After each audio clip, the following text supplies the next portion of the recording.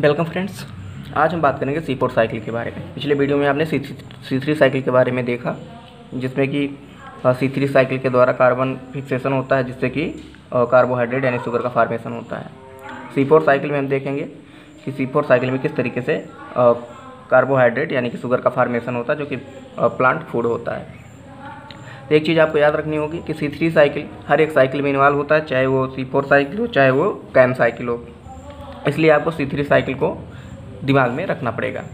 तो हम बात करेंगे पहले नंबर C4 साइकिल के बारे में। C4 साइकिल की जो डिस्कवरी है वो हैच एंड स्लैक ने किया था, जिसकी वजह से इसको हैच स्लैक साइकिल भी कहते हैं। C4 साइकिल C4 प्लांट्स में पाए जाते हैं, जो कि मीजोफिल सेल और बंडल सीड सेल दोनों सेल्स में कंप्लीट होते हैं।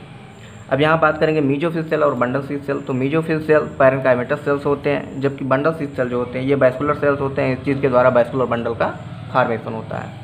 फिलहाल अब हम मैकेनिज्म के बारे में बात करते हैं। यहाँ देखते हैं किस तरीके से C4 साइकिल कंप्लीट होता होगा। तो यहाँ आप देख सकते हैं ये C4 साइकिल का मैकेनिज्म है। पहले नंबर हम बंडल सीड की बात करते हैं, तो ये स्पेशली इसमें बंडल सीड सेल इसलिए इन्वॉल्व होता है क्योंकि C4 प्लांट्स में बंडल सीड सेल में ही रूबिस्को एंजाइम होता है, जो कि कार्बन फिक्सेशन में हेल्प करता है। जबकि C3 प्लांट्स में जो रूबिस्को एंजाइम होता है वो मीजोफिल सेल में ही पाया जाता है। ये स्पेशलाइजेशन होता है, ये इसका एडाप्टिव फीचर है एक तरीके से। तो इसको आप ध्यान में रखिएगा कि बंडल सीड सेल क्यों इन्वॉल्व होता है, क्योंकि C4 प्लांट्स में बंडल सीड सेल में ही रूबिस्को एंजाइम प्रेजेंट होता है। चलिए अब हम बात करते हैं इस प्रोसेस के बारे में। तो सबसे पहले हम मीजोफिल सेल के बारे में देख रहे हैं। इसमें PEP यानी फास्फोइनॉल पायरूवेट होता है, जो कि 3 कार्बन कंपोनेंट होता है। साथ ही साथ कार्बन डाइऑक्साइड यानी कि सिंगल कार्बन कंपोनेंट होता है। ये कार्बन डाइऑक्साइड स्टोमेटा के द्वारा, प्लांट लीफ के द्वारा इनटेक किया जाता है, यानी कि इन्वायरमेंट से लिया जाता है। अब हम बात करते हैं फास्फोइनॉल पायरूवेट और कार्बन डाइऑक्साइड। ये दोनों फास्फोइनॉल पायरूवेट कार्बोक्सिलेज एंजाइम के द्वारा यानी कार्बोक्सिलेशन होता है, जिसके द्वारा ये OAA यानी ऑक्सैलोएस्टिक एसिड का फॉर्मेशन करते हैं, जो कि 4 कार्बन कंपोनेंट हो जाते हैं। यहाँ से कार्बन डाइऑक्साइड से यानी कि CO2 से 1 कार्बन कंपोनेंट, जबकि PEP यानी फास्फोइनॉल पायरूवेट से 3 कार्बन कंपोनेंट। इसलिए ये 4 कार्बन कंपोनेंट बन जाता है, जो कि फर्स्ट स्टेबल कंपोनेंट होता है। यहाँ पे इसकी वजह से ही जो फर्स्ट प्रोडक्ट हो रहा है स्टेबल प्रोडक्ट, वो 4 कार्बन कंपोनेंट होता है, जिसकी वजह से इसको हम C4 साइकिल कहते हैं। जैसा कि आपने C3 साइकिल में देखा था, सेम कंडीशन अप्लाई होता है। वहाँ पर जो फर्स्ट स्टेबल कंपोनेंट बनता है वो 3 कार्बन कंपोनेंट होता है, इसलिए उसको C3 साइकिल कहते हैं। अब हम बात करते हैं यहाँ पे जब OAA यानी ऑक्सैलोएस्टिक एसिड का फॉर्मेशन हो जाता है। ये ऑक्सैलोएस्टिक एसिड मैलेट डिहाइड्रोजिनेज एंजाइम के द्वारा कन्वर्ट हो जाता है मैलिक एसिड में। यहाँ पर डिहाइड्रेशन होता है, जिसमें कि NADPH के द्वारा NADP प्लस साथ ही साथ हाइड्रोजन आयन का फॉर्मेशन होता है, और ये मैलिक एसिड में कन्वर्ट होता है, जो कि 4 कार्बन कंपोनेंट होता है। अब ये मैलिक एसिड जो होता है ये ट्रांसफ़र हो जाता है बंडल सीड सेल में।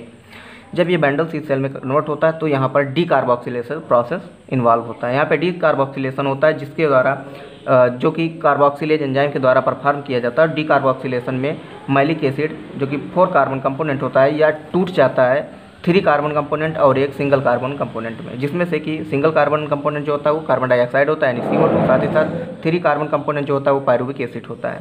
हम बात करें कार्बन डाइऑक्साइड की, जो CO2 होता है ये सिंगल कार्बन कंपोनेंट ये सीधे स्टार्ट कर देता है केल्विन साइकिल को, जिससे कि केल्विन साइकिल स्टार्ट होता है और यहाँ पर रूबिस्को के द्वारा CO2 इंटेक किया जाता है, और ये कार्बन फिक्सेशन के द्वारा शुगर का फॉर्मेशन करते हैं, यानी कि जो कि फूड मटेरियल होता है। फिलहाल हम बात करते हैं यहाँ पर पायरूविक एसिड का फॉर्मेशन हो जाता है, जो कि 3 कार्बन कंपोनेंट होता है। ये पायरूविक एसिड ट्रांसफ़र कर दिया जाता है फिर मीजोफिल सेल्स को। मीजोफिल सेल में पायरूविक एसिड आने के बाद ये पायरूवेट ऑर्थोफॉस्फेट डाइकाइनेज एंजाइम के द्वारा यानी POPD के द्वारा ये कन्वर्ट कर दिया जाता है PEP यानी फास्फोइनॉल पायरूवेट में, और ये साइक्लिक प्रोसेस कंप्लीट हो जाता है। यहाँ पर जब ये पायरूविक एसिड PEP में कन्वर्ट होता है, यहाँ पर ATP मॉलिक्यूल्स AMP मॉलिक्यूल्स में कन्वर्ट हो जाते हैं, साथ ही साथ 2 मॉलिक्यूल फास्फेट के भी रिलीज होते हैं। इस तरीके से ये पूरा प्रोसेस जो है C4 साइकिल का कंप्लीट होता है। यहाँ पर C3 साइकिल इन्वॉल्व होती है, जो कि बंडल सीड सेल में प्रेजेंट होता है। बंडल सीड सेल में मैलिक एसिड जो कि 4 कार्बन कंपोनेंट होता है, उसके